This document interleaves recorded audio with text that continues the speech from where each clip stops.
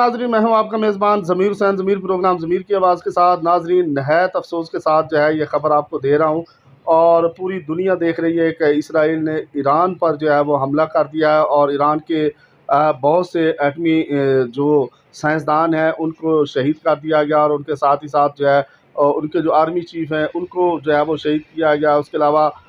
जो कुछ अहम शख्सियात को अगवा भी किया गया है, और ईरान की तरफ से उसकी तस्दीक भी कर दी गई है। तो ये बड़ी अजीब और परेशान कुन सूरत हाल है कि इसराइल ऑलरेडी जो गज़ा पर तो हमले कर ही रहा था, और गज़ा की सूरत हाल पूरी दुनिया देख रही थी। तो ये ईरान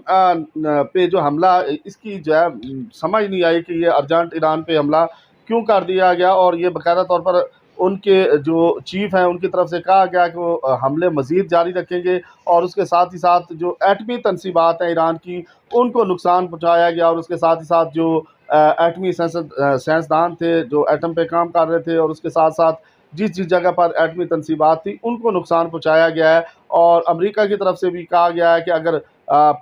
ईरान जो है वो इसके रिएक्शन में हमला करेगा इसराइल पर, तो अमेरिका जो है वो इसराइल का साथ देगा। जबकि दूसरी जानिब पाकिस्तान की तरफ से जो है वो नायब वज़ीर आज़म जो है उनकी तरफ से जो है वो बाकायदा तौर पर जो है इसहाक डार साहब की तरफ से जो है इसकी मज़म्मत जो है वो सामने आई, और पाकिस्तान ने इसकी पुरज़ोर मज़म्मत की है ईरान के हवाले से कि ईरान पर जो हमला उसकी पुरज़ोर मज़म्मत की जा रही है। उसके साथ ही साथ जो है रूस और चीन की तरफ से जो है वो ख़बर सामने आई है कि रूस और चीन ने जो है वो ईरान का साथ देने का ऐलान कर दिया है। तो बड़ी अजीब और परेशान कुन सूरत हाल है। पूरी दुनिया जो है वो जंग की तरफ जो है वो उसको धकेला जा रहा है, क्योंकि अब आप देखें इसराइल और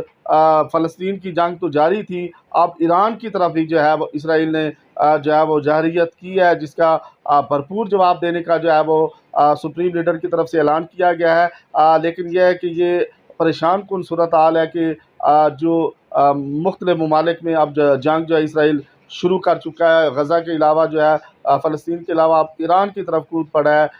जो कि मैं समझता हूँ कि अमन के लिए जो है वो मुनासिब नहीं। पूरी दुनिया के अंदर अमन होना चाहिए, लड़ाई झगड़ा नहीं होना चाहिए, लेकिन इसराइल ने जो है बहुत बड़ी जो है वो जहरियत का जो है वो मुज़ाहरा करते हुए जो है वो ईरान पर हमला किया है। और ईरान और पाकिस्तानी कौम जो है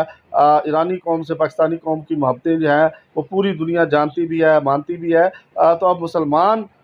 जो ममालिक हैं उन पर जो है हमला काबिल मसम्मत है, और रूस और चीन की तरफ से जो है वो हमारे ज़राए कन्फर्म कर रहे हैं कि ऐलान कर दिया गया है। और दूसरी जानिब जो है पाकिस्तान हुकूमत की तरफ से भी जो है उसकी